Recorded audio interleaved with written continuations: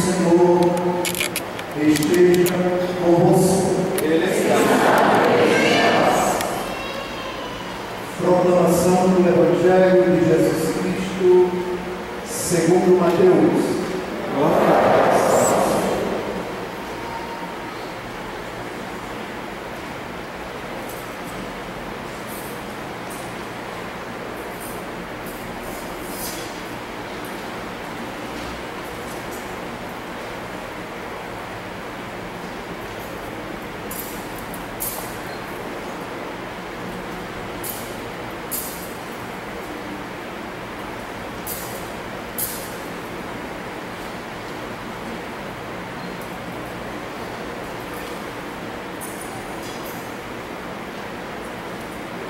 Tendo nascido Jesus na cidade de Belém, na Judeia, no tempo do rei Herodes, eis que alguns magos do Oriente chegaram a Jerusalém perguntando: onde está o rei dos judeus que acaba de nascer? Nós vimos a sua estrela do Oriente e viemos adorá-lo. Ao saber disso, o rei Herodes ficou perturbado, assim como toda a cidade de Jerusalém. Reunindo todos os sumos sacerdotes e os mestres da lei, perguntava-lhes onde o Messias deveria nascer. Eles responderam: em Belém, na Judeia, pois assim foi escrito pelo profeta: e tu, Belém, terra de Judá, de modo algum és a menor entre as principais cidades de Judá, porque de ti sairá o chefe, que vai ser o pastor de Israel e do povo. Então Herodes chamou em segredo os magos e procurou saber deles cuidadosamente quando a estrela tinha aparecido. Depois os enviou a Belém, dizendo: ide e procurai obter informações exatas sobre o menino, e quando o encontrares, avisai, para que também eu vá adorá-lo. Depois que ouviram o rei, eles partiram, e a estrela que tinham visto do Oriente ia adiante deles, até parar sobre o lugar onde estava o menino. Ao ver de novo a estrela, os magos sentiram uma alegria muito grande. Quando entraram na casa, viram o menino com Maria, sua mãe. Ajoelharam-se diante dele e o adoraram. Depois abriram seus cofres e lhe ofereceram presentes: ouro, incenso e mirra. Avisados em sonho para não voltar a Herodes, retornaram para sua terra, seguindo outro caminho. Palavra da salvação. Aleluia, aleluia, aleluia, aleluia, aleluia, aleluia, aleluia, aleluia, aleluia, aleluia, aleluia, aleluia.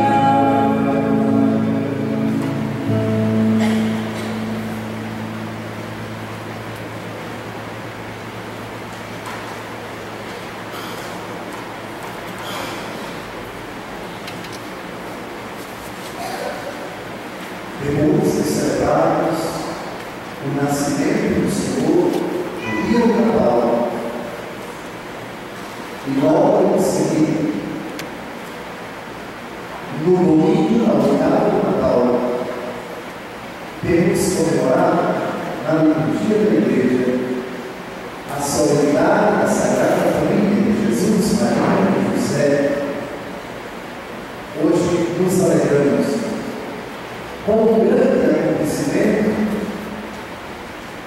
ocorrido, segundo o relato bíblico, logo após o nascimento de Jesus. É a celebrada Epifania do Senhor. Epifania é uma palavra grega que significa manifestação, aparição. No Evangelho da narrativa do nascimento de Jesus, à noite do dia 24 ou do dia 25, Jesus se manifestou a judeus. O anjo apareceu a pastores que estavam no campo, transmitindo-lhes a notícia. A esse anjo se juntaram muitos anjos que entoaram glória a Deus nas alturas e na terra paz aos homens de boa vontade. Os pastores judeus foram a Belém. Na verdade, já estavam na pequena cidade. Entraram onde se encontrava o menino e adoraram o Senhor. Hoje, são atraídos para o menino pessoas de uma terra distante que não pertenciam ao povo judeu. Eles são os primeiros daquela multidão de homens e mulheres, dentre os quais nós nos incluímos, chamados a adorar o menino. Um mistério da revelação de Deus para além dos limites do judaísmo. Em outras palavras, o menino virtual é Deus encarnado, e Deus veio para os seus. Deus veio salvar todos os homens. Primeiro, os judeus, representados pelos magos do Oriente. E por que não dizer Maria e José, que já estão ali, protegendo, contemplando, e agora o menino. Agora é uma outra etapa do desígnio eterno de Deus, que antes de criar o mundo e portanto os homens, havia amado o mundo e os homens, e contemplando na sua ciência infinita que o homem que haveria de ser criado à imagem e semelhança dele pecaria, predispôs salvar todos os homens, mas por etapas. Depois do pecado, Deus permitiu que o homem permanecesse apenas com alguns sinais, por meio dos quais ele, convivendo, refletindo, meditando, chegaria à conclusão, pela pura razão, de que aquele ser que está por detrás de toda a criação é Deus. Essa é uma noção muito vaga. Assim a humanidade permaneceu até que, num determinado momento da história, e muito tardio para nós, mas não para Deus, porque para Deus 1000 anos é como um dia que passou, diz o salmista. Deus decidiu dar outro passo. Falou ao homem, diante dessa ignorância em que a humanidade se encontrava acerca da existência de Deus como único. Até então, Deus não havia falado pessoalmente ao homem, feito na pessoa de Abraão. Deixa a tua terra, a tua casa, a tua terra, e vai para onde Deus indicar. Eu farei de ti o pai de uma grande nação. No começo de tudo, no começo da revelação positiva de Deus, o início do diálogo pessoal de Deus com os homens, Abraão. E então, em Abraão, Deus suscita uma descendência, um povo, Israel. A esse povo, Deus se revela aos poucos. Deus fala, dialoga, ora a alguns dos seus representantes, patriarcas, profetas, timidez e vai preparando esse povo para uma grande novidade. Israel ainda não sabe, estamos no século X, XI, mas Deus que fez a promessa a Abraão vai cumpri-la. Suscitou uma descendência tão numerosa ele prometeu, como os grãos de areia do mar.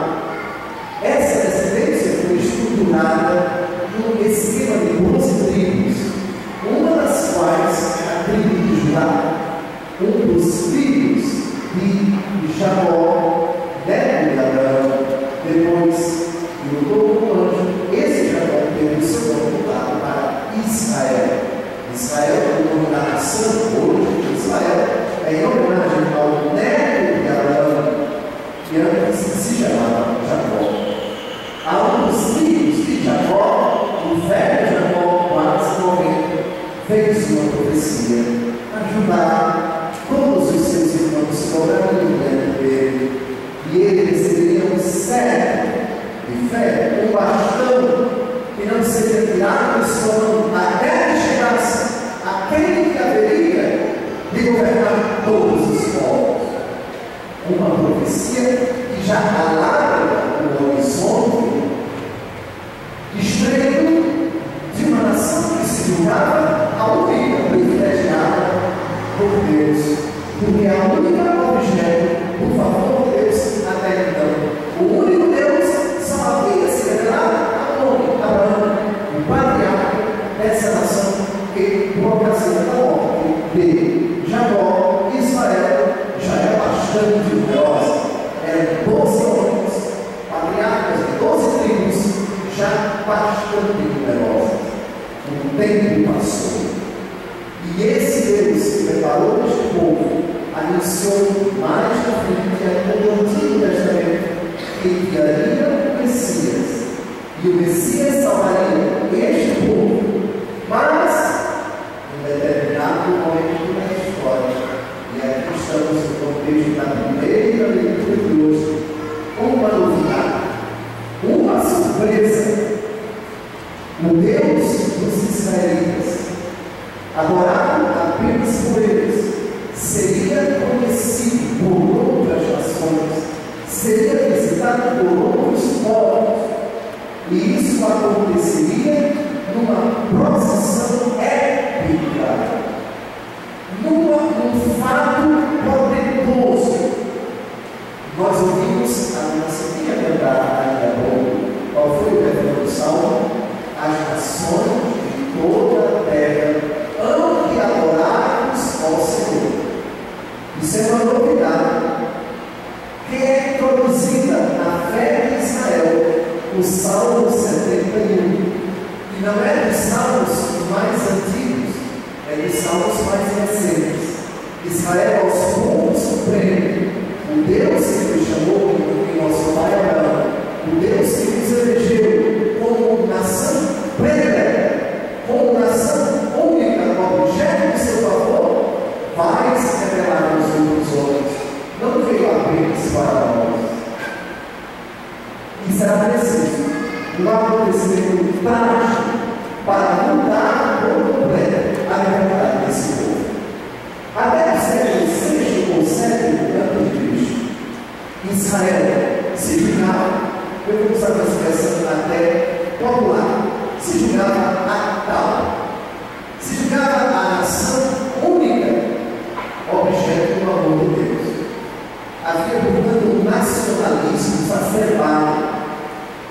Era muito comum nos seios israelitas essa concepção: Deus só ama Israel, o resto dos homens não é amado por Deus, porque só fomos nós os escolhidos. Isso às vezes provocava até exageros. Chegava-se a pensar que quem não era israelita, quem não era hebreu, simplesmente não era gente, não era objeto da salvação, do favor, da bondade, da misericórdia de Deus. Deus só amava os hebreus.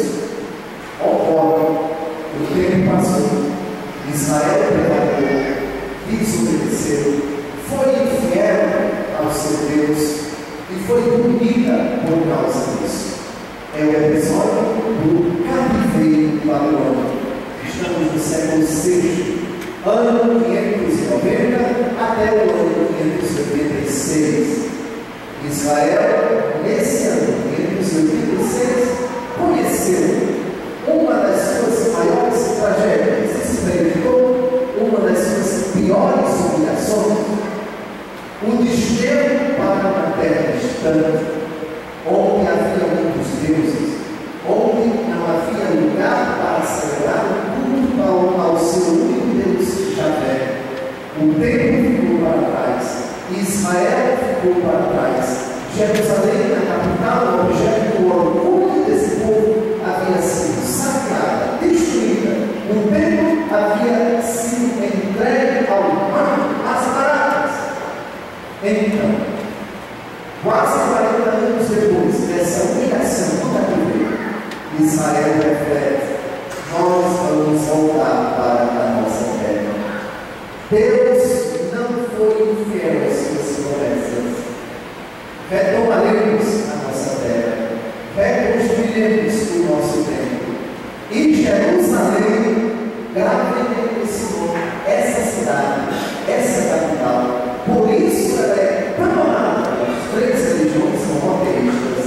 Israel, Jerusalém, esta cidade vai ser um ponto de convergência para que todas as nações dirijam-se para adorar, para reconhecer, para glorificar, para venerar, para reconhecer o único Deus, o Deus que nos escolheu. Mas agora nós compreendemos: Ele nos escolheu para que fôssemos uma nação profética, para que por nosso intermédio outras nações viessem a conhecer esse único Deus que nós professamos ser, o Deus de Abraão, de Isaac e de Jacó. É aí que entra esta profecia que, podemos dizer, é a mais universalista entre todas as profecias do Antigo Testamento. O contexto aqui é de ruína, é de humilhação, é de vergonha, é de desolação, é de também muita esperança.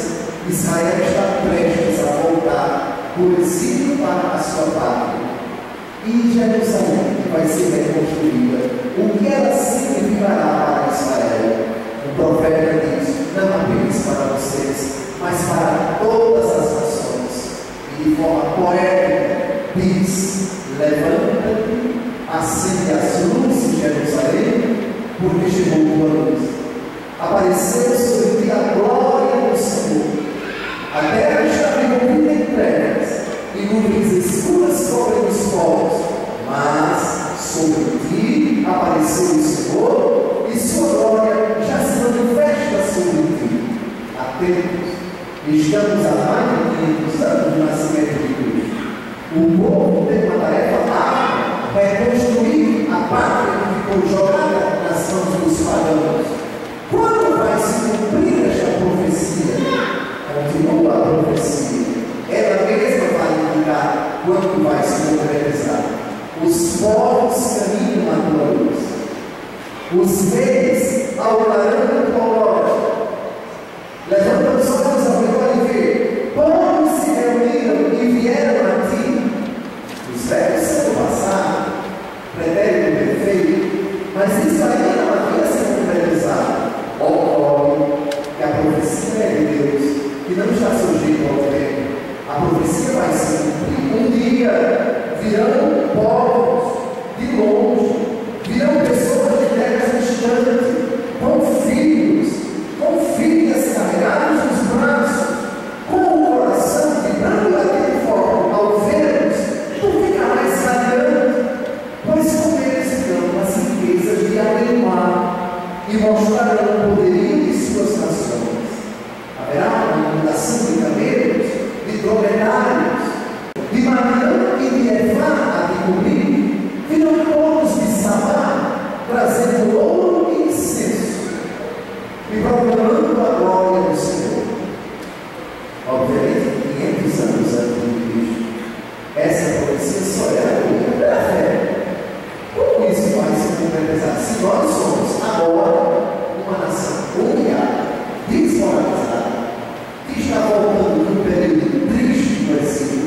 e vai reconstruir. Só Deus sabe quanto tempo vamos de novo edificar a capital de Jerusalém e o templo. O nosso Deus, nós somos uma nação com tantas outras, não melhor nem pior, uma das piores, porque uma nação escrava, volta familiar, psicologicamente um povo que passa quase 40 anos no deserto, no exílio, está psicologicamente lá embaixo, mas é palavra do Senhor. Um dia viriam pessoas adorar o único Deus de terra distante do Oriente. Vale de Israel é o Oriente, mas do extremo Oriente, é o Oriente do Oriente. Sebá, Madian, Efá, cidades distantes, reinos longínquos. Você já deve concluir que o Evangelho nós acabamos de ouvir, magos que vieram do Oriente trazendo seus presentes, é o cumprimento das profecias, é um outro capítulo que se abre na história da salvação. Deus criou os homens, homem e mulher, lá atrás, milhares e milhares de anos. Muito tempo depois chama Abraão, 1800 anos depois, envia o seu único filho, que se revela aos judeus, o Deus que falara pelos profetas, pelos acontecimentos na história da criação, agora fala pelo seu filho, e depois de se revelar aos judeus, agora se revela aos pagãos. Essa festa é, por assim dizer, particularmente nossa, porque nós não pertencemos ao povo judeu, nós não somos da linhagem de Abraão, Isaac e Jacó na carne, nós somos sim na órbita da fé. Abraão é nosso pai na fé, diz o apóstolo Paulo na carta aos Romanos, capítulos 4 e 6. Pois bem, esse é o primeiro passo que o Senhor Deus dá para se revelar às pessoas que não são hebreias, às pessoas que não são judias, e isso causa uma grande alegria para todos nós, porque o menino nasceu, ele nos foi dado, não apenas aos judeus. Hoje a alegria é nossa, é por assim dizer, a festa que abre os horizontes do amor de Deus no tempo para nós, que moramos, que nascemos, que vivemos há mais de 12 mil anos desse acontecimento, e há mais de 13 ou 14 mil quilômetros de uma terra tão distante. O Senhor atraiu esses homens desconhecidos, eles que são o capítulo inicial, eles são os primeiros pagãos a tomarem conhecimento desse mistério grandioso, tão poeticamente escrito por São Paulo na segunda leitura de hoje. Este mistério Deus não fez conhecer aos homens de geração passada, mas acaba de revelar agora pelo Espírito aos seus santos apóstolos e profetas. Ou seja, esse é o cerne da festa de hoje. Segunda leitura, gravem os olhos. Os pagãos são admitidos à mesma herança, são membros do mesmo corpo, são associados à mesma promessa em Jesus Cristo por meio do Evangelho. Os hebreus são os primeiros herdeiros, mas não os únicos, porque o menino veio não só para eles, primeiro para eles, mas para todos os homens. Essa herança, ou seja, a participação na vida de Deus em Cristo, na força do Espírito, foi preparada por Deus antes que o mundo fosse criado para todos os homens. Agora, nas pessoas dos magos do Oriente, nós temos uma certeza: Deus se interessou não só pelos hebreus, mas por todos os que não pertenciam a este povo, por mim, pelo Senhor e pela Senhora. Fomos admitidos a sermos membros do mesmo corpo. O corpo de Cristo é a igreja. Pelo batismo temos acesso a ela, judeus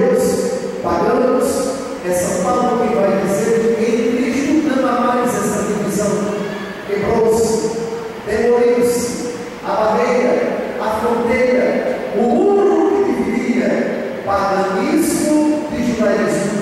Agora todos, pela fé e pelo batismo, são um em Jesus Cristo. Se o Senhor, no passado, fez uma promessa a Abraão de manter a sua descendência sempre mais numerosa, tão numerosa, mais numerosa, que o número das estrelas do céu, o número dos grãos de areia da praia, incluem-se nesta promessa, agora o sabemos, também os pagãos. Dito isso, chegamos à última parte da homilia, que é a reflexão sobre o Evangelho, depois de termos aludido ao Salmo, a primeira leitura e a segunda leitura. Primeiro, vamos identificar essas personagens misteriosas, cujos nomes não sabemos. A tradição da igreja, baseada sobretudo em livros apócrifos, a piedade popular, para sermos mais exatos, identificava esses magos como se fossem três. Mas olhem o Evangelho, a Bíblia não diz que eles eram três, podiam ter sido 2 ou 10, ou 4 ou 5 ou 6 ou 7 ou 8 ou mais. O fato é que são magos do Oriente. Veja o primeiro versículo do Evangelho no seu jornalzinho. Depois, reis afirmaram que eles eram reis, mas os evangelhos não dizem que eles eram reis. Talvez essa associação de reis magos se deva à primeira leitura de hoje. Reparem a primeira leitura de hoje que fala de reis. Isaías capítulo 60, reis ao clarão da aurora. Se o Evangelho de hoje é o cumprimento da profecia de Isaías 60, muito piedosamente, algumas pessoas identificaram esses reis da leitura primeira da missa de hoje com os magos do Evangelho de hoje. É até admitido isto, mas fora do rigor teológico, fora da fidelidade ao texto. Portanto, nem eram três, nem eram reis, eram apenas magos. O que é um mago? O mago é um praticante de magia. Na língua grega, a expressão que designa mago é o que hoje nós entendemos por astrólogos, aqueles que tentam ler o futuro das pessoas pela posição dos astros. Prática que é proibida pelo livro de Deuteronômio, capítulo 18. É uma prática tida por abominável aos olhos de Deus. É a Bíblia que diz, não é o José Francisco que está dizendo. Portanto, eram pessoas que praticavam artes ocultas, eram pessoas que tentavam decifrar o futuro das pessoas, eram pessoas que tentavam ler pela posição dos astros o presente, o passado e o futuro das pessoas. Eram pessoas que viviam nas trevas, eram pessoas que viviam no pecado, pois a palavra de Deus considera esta prática como pecaminosa. Deuteronômio capítulo 18. Pois bem, Deus os chama, Deus os ama. Deus não chama apenas os santos, Deus não chama apenas os puros, Deus chama todos. A primeira Timóteo, capítulo 2, versículo 4 diz: Deus quer que todos se salvem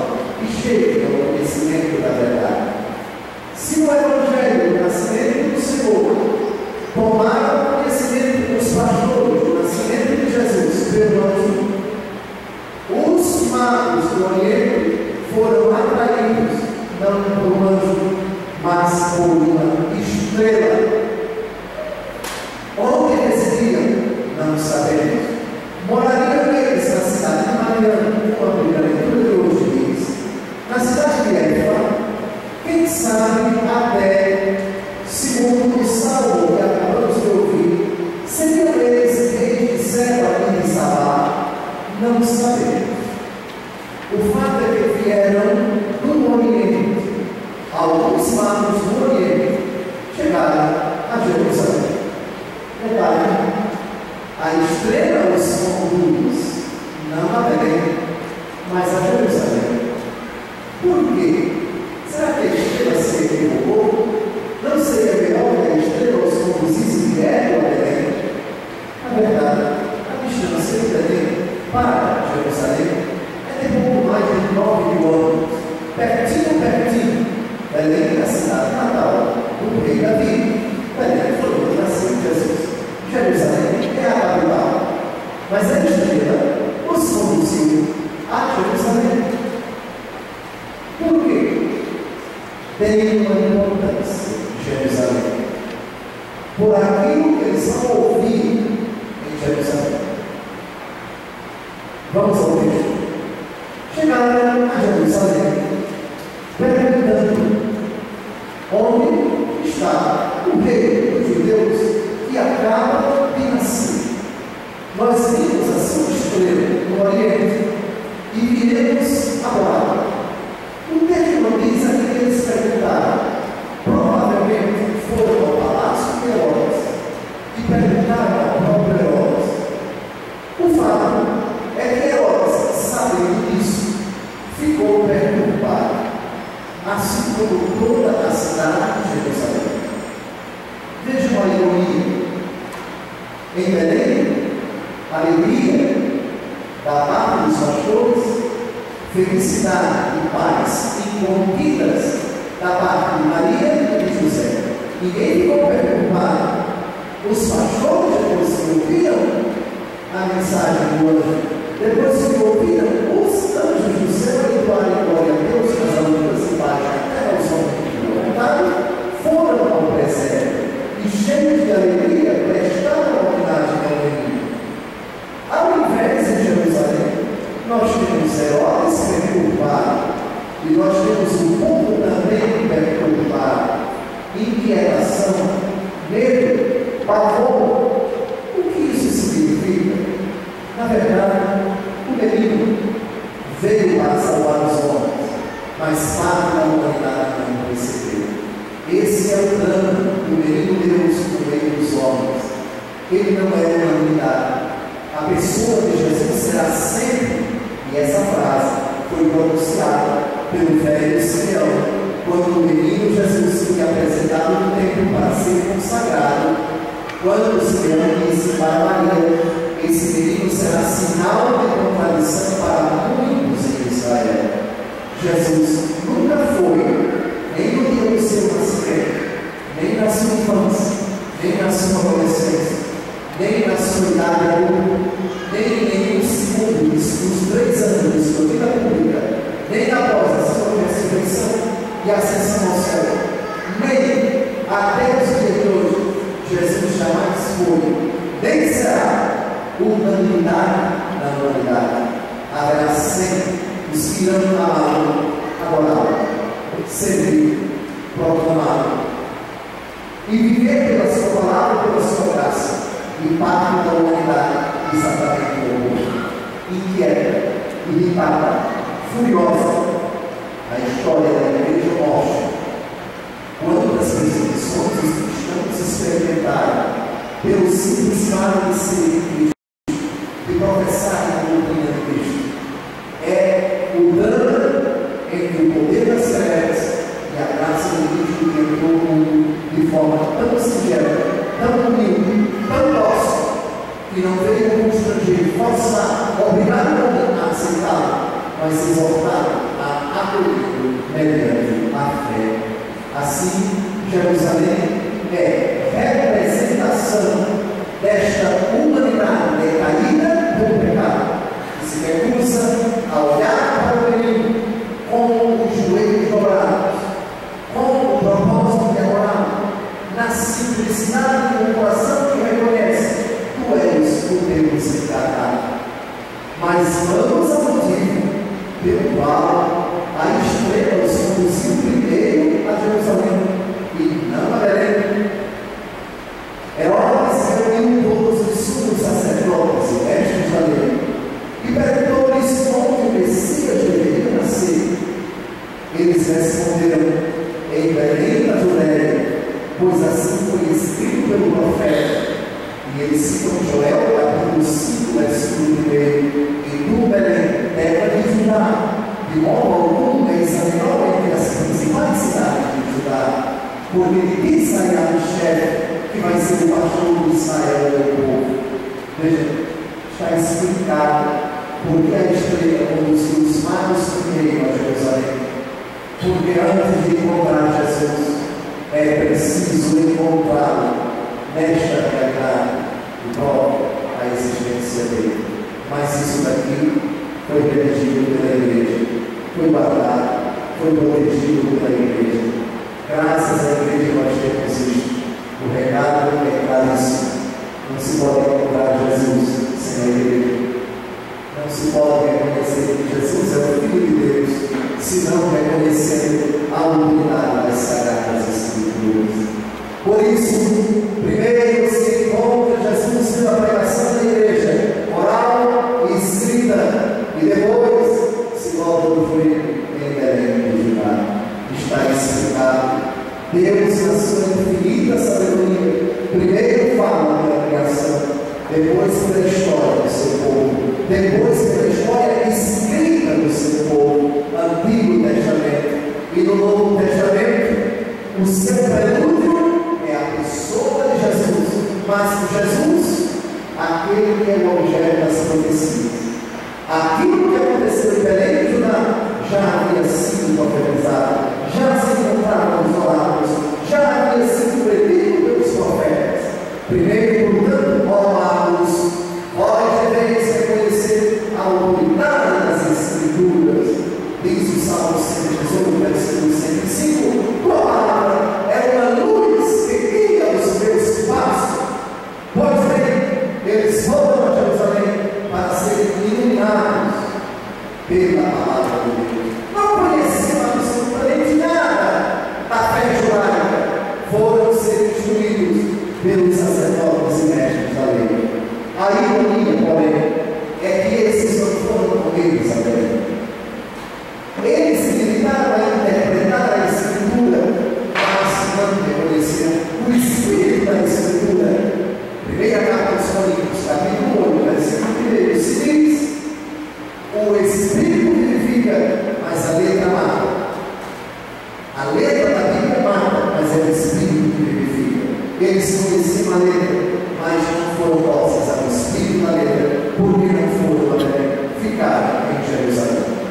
Aí entra Herodes com sua proposta indecente. Ele chama de segredo os magos, procura saber deles cuidadosamente quando a estrela tinha aparecido. Depois nos envia a Belém, dizendo: procure informações exatas sobre o menino, e quando vocês o encontrarem, avisem-me, para que eu também vá adorá-lo. Todos nós sabemos que é mentira. Ele não queria adorar o menino, ele queria matar. Tanto é que, depois que os magos voltaram por outro caminho, e sorriso para nos explicar o significado do que o anjo lhes disse em sonhos, ele ordenou a matança dos inocentes. Todas as crianças da redondeza e até 2 anos de idade, Herodes não matá-los. Herodes temia, porque a frase foi: onde está o rei de Deus que acabou de nascer? Certamente ele entendeu que o meu rei está ameaçado. E provocou a matança dos inocentes, o que causou antes a fuga do menino Jesus para o Egito, com seu pai José e com a bem-aventurada Virgem Maria. Depois que eles saem de Jerusalém, a estrela vai diante deles e para no lugar onde se achava o menino. Repito, não mais 10 quilômetros. Provavelmente esse encontro com elas aconteceu à noite. A estrela não refúgio do brilho da cidade. Naquele tempo refúgio porque não tinha energia elétrica. A cidade não é iluminada, dificilmente a gente via Jesus do céu. Naquele tempo havia o máximo fogo, azeite queimando, as tochas. Mas a estrela não brilha em Jerusalém, mas as coisas estão caminhando. O brilho em Jerusalém deve ser apenas a palavra de Deus. Agora, iluminados pela palavra, eles vão até para o lugar exato. Veem de novo a estrela e sentem uma alegria muito grande. É a nossa alegria. O Senhor nos atraiu para Ele. No Evangelho segundo João, capítulo 12, versículo 32, Jesus diz uma frase que deve ser sempre lembrada por todos nós, todos os dias. Quando eu for levado da terra, atrairei todas as pessoas a mim. Os magos foram atraídos e nós somos atraídos pelo Senhor, mediante a fé a cada dia. É o Senhor que nos chama quando acordamos a prestar culto a Ele e fazer nossas orações. É o Senhor que nos atrai quando nas nossas intenções somos chamados por Ele a tributar gratidão e a bênção sobre os nossos que vão alimentar os nossos corpos. É o Senhor que nos atrai quando nos convida à oração, à prática da caridade, quando nos atrai para a celebração da Santa Missa. Essa atração contínua com os magos é a estrela, mas conosco é a fé que nos alimenta, que alegra, que nos sustenta, que nos fortalece. Glórias e louvores dados a Deus, que sempre cuida de nos assistir e não nos deixa com a nossa direção, sempre sem tudo, mas sempre direcionado agora o brilho é da sua própria pessoa, encarnada, morta e ressuscitada, gloriosa, que sempre nos assiste, sempre exerce esse fascínio, esse brilho, esse fulgor na nossa existência. Quando entra na casa, vê o menino com Maria, sua mãe. Mas é muito doce esse versículo. Ele permite dizer católicos romanos: jamais espere aqui que alguém nos conduza a Jesus sem que sua mãe santíssima esteja do lado. Isso é bíblico, isso é evangélico. Quando entrar na casa, viram o menino com Maria, sua mãe, com devido respeito às religiões que aceitam Jesus e não aceitam Maria, sua mãe. Tem algo errado. É preciso voltar-se ao Evangelho.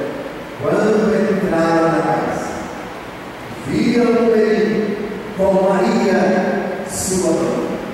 Dei uma olhada na imagem da Virgem Loreto aqui. A doce mãe de Deus com o menino no colo. Seria. Quando entraram na casa, viram o menino com Maria, sua mãe. Adoraram o menino depois de ter se ajoelhado. Adorar é um verbo que na Bíblia se aplica apenas ao lado de tudo dirigido a Deus. Só se adora a Deus. O menino é Deus. Não for ele Deus, seria apenas venerado, homenageado, mas o verbo é claríssimo: adorar. É Deus querido, é Deus pequeno, é a grandiosidade do Altíssimo Deus sob forma humana, reclinado numa manjedoura.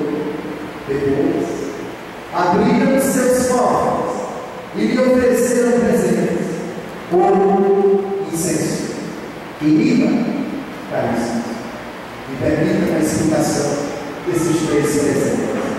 Muitos talvez já saibam do significado espiritual desses três presentes: ouro, incenso e mirra.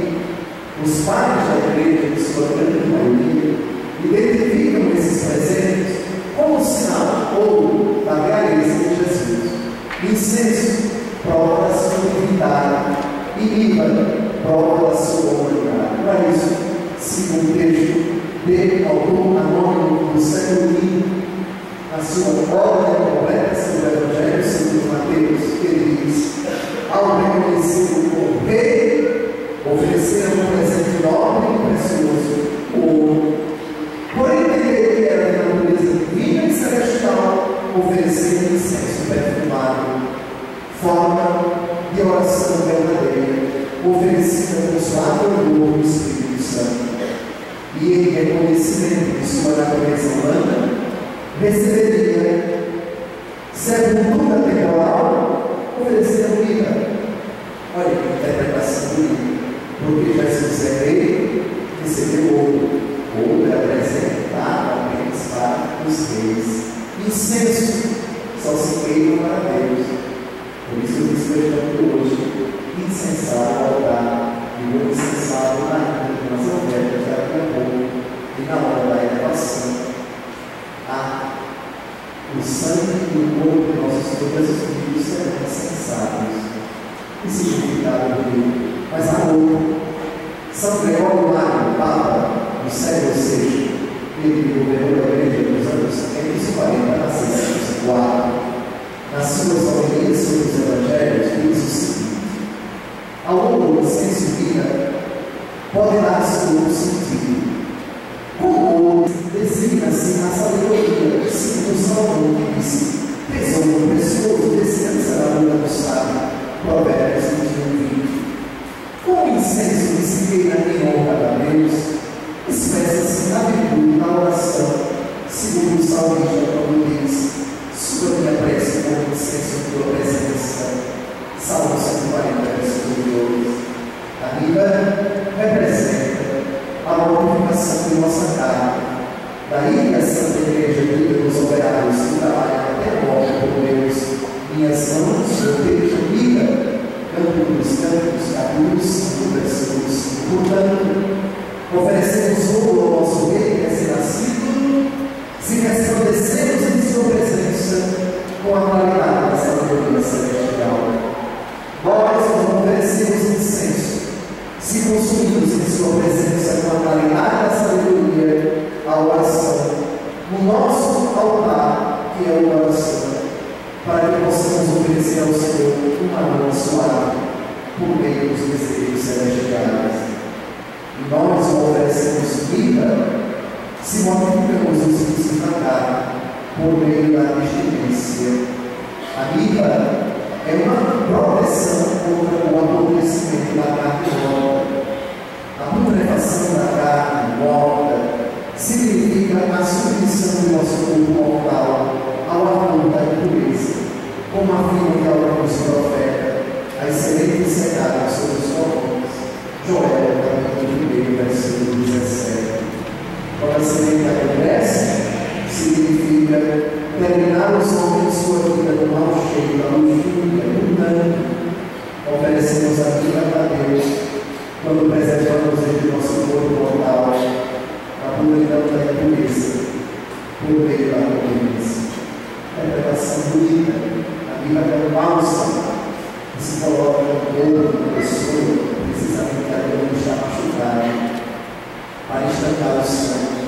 Ela também é uma espécie de protetor do acontecimento do corpo do velório. Eles não tinham de Deus a técnica da lubrificação que permitia que o corpo ficasse intacto durante tanto tempo. Colocava-se a vida e tinha também o cheiro agradável ou o incenso de vida. A última frase do Evangelho de hoje é o último comentário. Avisados em som, para não voltarem a nós, retornaram para a sua terra, seguindo outro caminho. Seguindo outro caminho. O que isso significa? A interpretação magistral de São Gregório Magno, Papa já citado, sobre esse versículo: voltaram por outro caminho. Ao voltar os magos ao seu país por outro caminho, diferente daquele por onde vieram, manifestam-nos uma coisa que eles suma importância. Acolhendo a independência que receberam dos homens, indicam-nos o que é que nós devemos fazer. Nossa pátria é o paraíso, ao qual, uma vez conhecido Jesus, não podemos chegar pelo caminho por onde viemos. Separamos a pátria por nossa soberba, pela desobediência, seguindo a sedução das coisas terrenas e provando do manjar proibido. É necessário que voltemos a ela chorando, obedecendo, desprezando as coisas terrenas e refreando os apetites da nossa carne. Portanto, voltemos a nossa pátria por um caminho bem diferente. Separamos os prazeres do paraíso com os deleites da carne. Voltemos a eles por meio dos nossos lamentos. Daí que seja necessário, irmãos caríssimos, que com muito temor e tremor, coloquemos sempre desviando os nossos olhos por um lado, a culpa de nossos atos, mas por outro, o juízo próximo ao qual nos submeteremos. Pensemos na severidade que virá o justo juiz, que nos ameaça com iminente juízo, até agora oculto aos nossos olhos, que ameaça com severos castigos os pecadores, e não obstante os espera, que está adiando a sua segunda vinda, para encontrar muitos povos que esperemos não sejam condenados. Ele quer salvar a todos. Uma feliz solidariedade da família do Senhor, que é a presença de nós, do Deus, que atraiu os magos à terra para ser adorado, que também o nosso coração, cheio de se dirige sempre a Jesus, para oferecer não mais um senso de vida, mas o nosso coração convertido, a nossa existência inteiramente renovada e o nosso propósito de amar e servir, até quando Ele nos chamar para prestarmos conta dos nossos atos, pois seguramente Ele vem em breve, com poder e glória, para julgar os vivos e os mortos. Isso professaremos agora na recitação do símbolo da nossa fé, o credo. Louvado seja